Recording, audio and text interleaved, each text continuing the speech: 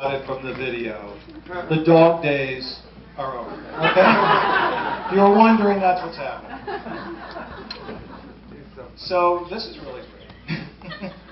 I might just stay here for a long time and talk to you guys. So, you know, so many people in this room in particular, of course, have come from so very far. And I just want to thank you, as Dan has and Linda has. You've made a gigantic schlep to get here. Not every schlep is appreciated, but this one is really appreciated. So, you know, it's a different kind of schlep if you're coming to this. So thanks very much. And I also, oh, wait a second. Wait a second. I can't see what it looks completely different now. But I want to thank Linda and Dan for hosting a very generous, warm, and tasteful event, and I think they all need a round for really.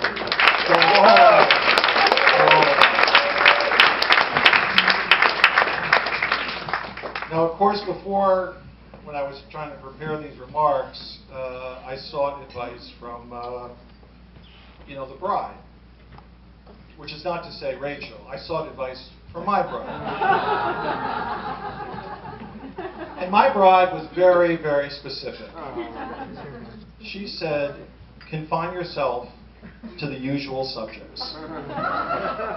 Don't go off the reservation. What you need to talk about is how much I love my daughter, and I can't believe my little girl is getting married, and what a great guy Seth is. Stick to those subjects, she said. I'm sure you get the idea. So the point is, Suzanne was absolutely correct, of course, as usual. And how do I know she's correct? How could I really be sure? I Googled it. And if you Google Father of the Bride, rehearsal, dinner speeches, it's exactly those subjects. She was right on. You can look it up yourself. But I have news for you, which probably for this savvy crowd is not really a surprise, but not everything on the internet is actually true. Particularly, in my opinion, when it comes to love, marriage, familial relationships, the internet can be just wildly off. There's falsehoods, there's prevarications, it's crazy there, and now I'm a middle-aged, maybe a little more than middle-aged, but I'm the guy who's standing here, and I'm the angry man with a microphone that you're all should be very concerned about. And I feel it's my, you know, can I say, divine obligation that I set the record straight on a whole host of marriage-related issues. Now, the internet, as I told you, covers a lot of these subjects, and there's a few here, so it's going to just take me a second. You know, oh yeah, here's a good topic. Let's start with sex. You're right. Okay, I see.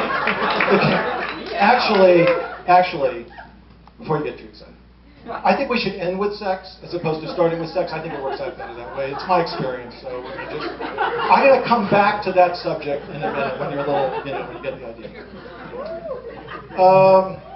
Let's see. So other internet subjects. Here's one. This is a great one. You read the internet about this sort of thing. I'm not losing a daughter. I'm gaining a son. I'm not losing a daughter. I'm gaining a son. Okay. In my experience, this is not true.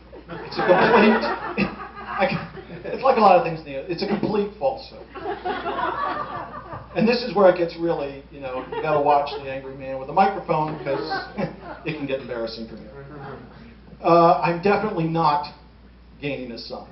And so a little shock in the room, I'm gaining an entire family. It started before the engagement. I could see it happening. I could see little, you know, signs and wonders, as they say. And then after the engagement, forget about it. It went crazy. Seth's grandfather, Leo, is sending me books on celestial navigation because it's our mutual interest. Okay, so that's like sign number one. The Foremans not only adopted my daughter, which I'm happy to see, but they've also adopted my sons. I hope they're not listening. They think